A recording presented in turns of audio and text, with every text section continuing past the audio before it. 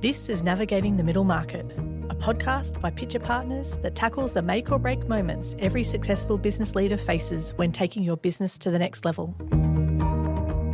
On the show, we'll talk to experts who'll share actionable insights to help you navigate the common pitfalls you'll experience when scaling up. I'm your host, Anna Hacker.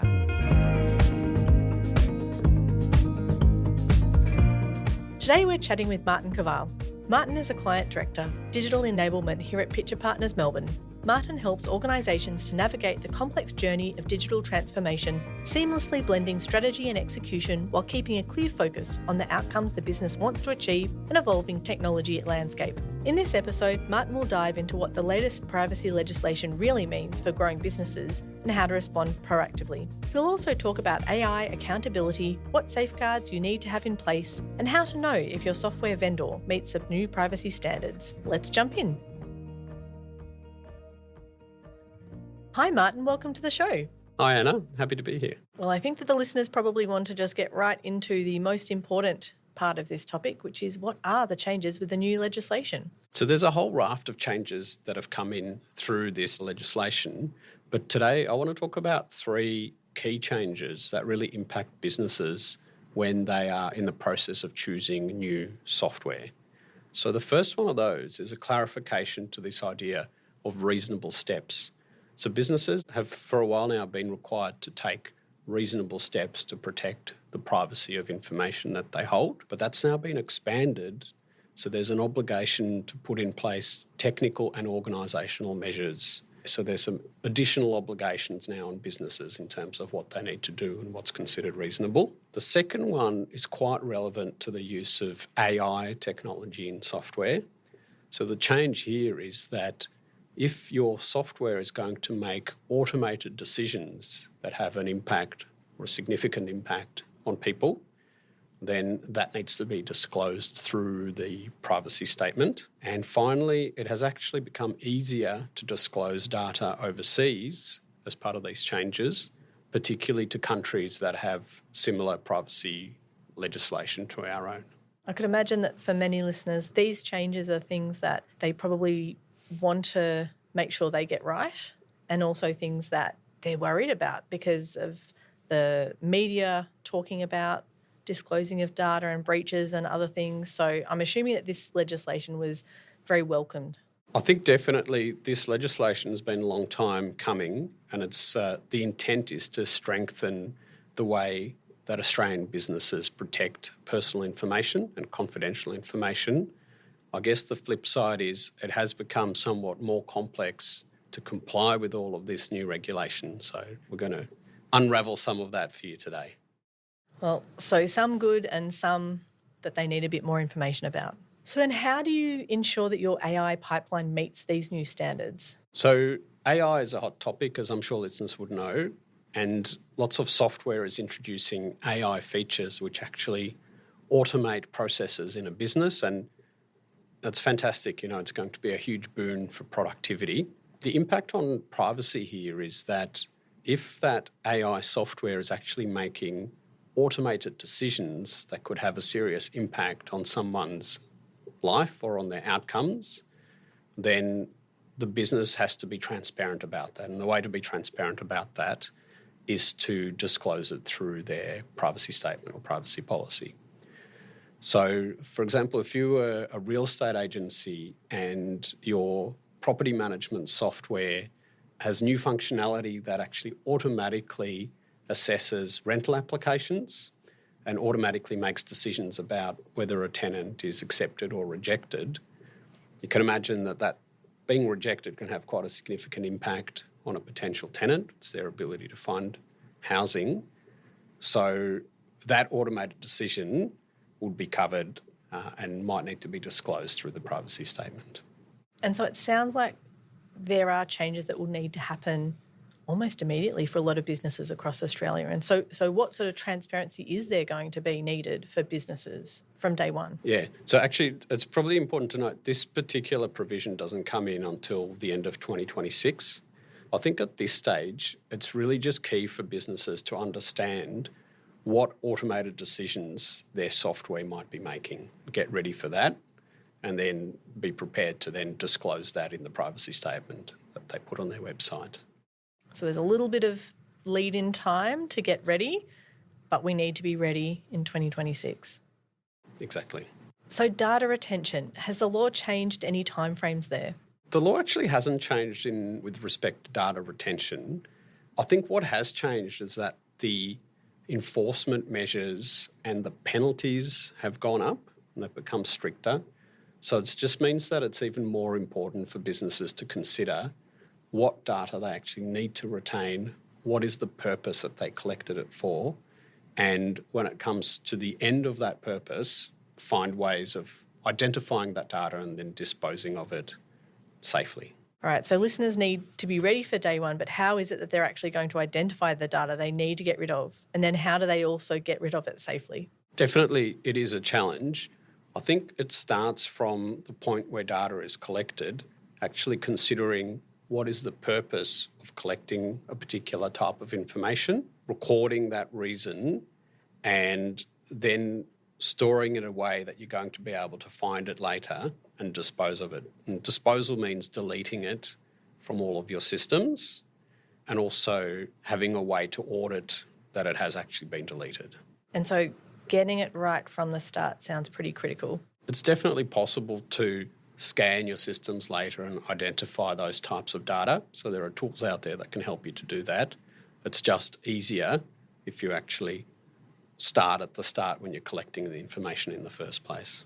And probably let people know what you're doing with that data too. Exactly. And this probably refers to some fairly well-known examples recently. I think it was there was a major breach with Optus, which turns out they had retained a lot of information about people's identity that they needed to check when they became a customer but didn't really need to retain.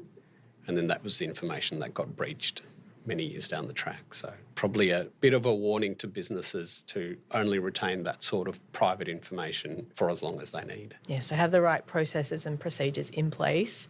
And if you don't have them in place, get them in place pretty soon. Exactly.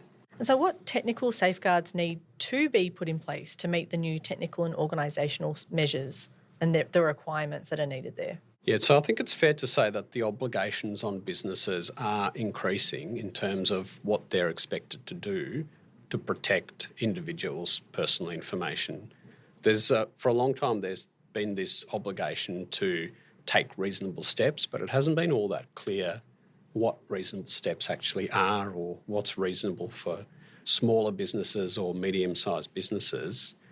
So what's changed now is that the law now talks about technical and organisational measures. Technical measures are things like having firewalls, having secure passwords, using two-factor authentication and so on. That reference to organisational measures is really about having the right governance in place. So that means having enough oversight so that you've got confidence that all of those controls are being used effectively. It often includes training your staff and having regular updated training for them so that they're aware of safe and secure handling of information.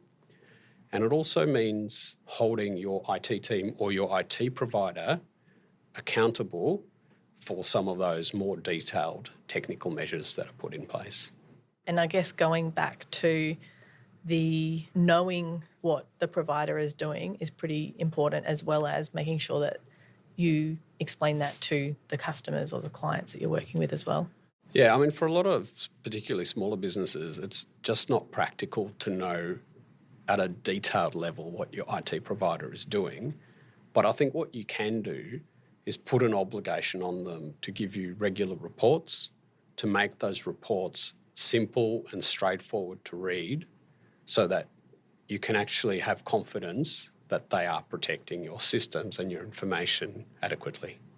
Then how is it that a business leader would quickly assess whether a vendor meets the privacy standards without getting bogged down in all those legal documents, which I'm assuming are going to increase now with the legislation? Yeah, I think it's about including privacy requirements right at the start when you're selecting that vendor and building those obligations into the contract with them, and then as I said, having regular touch points or regular points where you hold them accountable to actually delivering on those promises. So, yeah, that could be asking them to produce reports about what they've been doing, and from time to time getting someone independent to come and audit the systems to make sure that your IT provider or your IT team are maintaining the appropriate standards of security. Presumably with the changes, vendors are likely to be a bit more hopefully on the front foot with explaining their side here. Yeah, I think what we're seeing is that large software companies, Microsoft and the like, have very good security standards in place already. Where a lot of the challenge is with smaller providers who you might engage to implement or configure or support your software or support your whole IT network, and making sure that they are also uplifting their own standards in security and privacy. So making privacy a bit of a central part of the conversation from the get-go. Yeah, exactly. So you're talking about, the cost of them providing the service and the quality and how quickly they'll respond. But at the same time, you're also talking about what security measures will they put in place, how do they protect and safeguard private information, how they're going to help you to comply with your obligations. So I guess ultimately, you might outsource certain services, but as a business, you stay accountable for those outcomes, and it's your reputation on the line ultimately. So it is important to make sure that your providers are helping you rather than exposing you. And so then what could that exposure be? What happens when it goes wrong? The obvious one is reputational risk. There have been some well-documented breaches in recent years, and they do cause reputational damage to those businesses. There can be direct financial damage as well. And I guess with the changes to the privacy legislation, the enforcement powers have gone up and the penalties are being significantly increased as well. So it's really the risk there is that the regulator will take stronger action. There are breaches that they can actually get you on without even going to court. So it's almost like a speeding ticket type penalty for certain minor breaches or significant fines for major breaches. And actually, they've also made it easier for individuals to sue businesses if their privacy has been breached. Not to scaremonger, but I think the message is it is important and valuable for businesses to get this right so that they're protected and so that their customers' information is protected. And it sounds like having, again, the right advisors, the right vendors, but asking the right questions to make sure that you won't then have a problem for yourself later on, because in the end the buck stops with you. Exactly. Is critical. Yeah. So probably a good example of that was just a couple of months ago there was a breach of one of Qantas's systems. Well, in fact, it wasn't Qantas's own system, but it was the system of a third-party provider that they use. Through that breach, literally millions of records of personal information of Qantas customers were exposed. And, although it's not a Qantas-owned system, all of the damage, all of the reputational damage is with Qantas.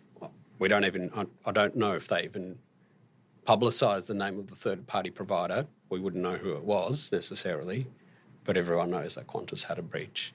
So I think it's a good example of the sort of risks that we're trying to mitigate by choosing those providers carefully and holding them accountable to doing the right thing. Very thought-provoking and hopefully not too scary for the listeners there. Thank you so much for your time today, Martin. Thanks, Anna. You've been listening to Navigating the Middle Market. This podcast is brought to you by Pitcher Partners Melbourne. To learn more about how Pitcher Partners can help you scale your business, head to our website, pitcher.com.au.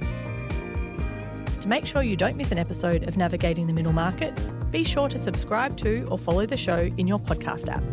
And while you're there, leave us a 5-star review. It really helps others to find the show. I'm Anna Hacker, and I'll see you in the next episode.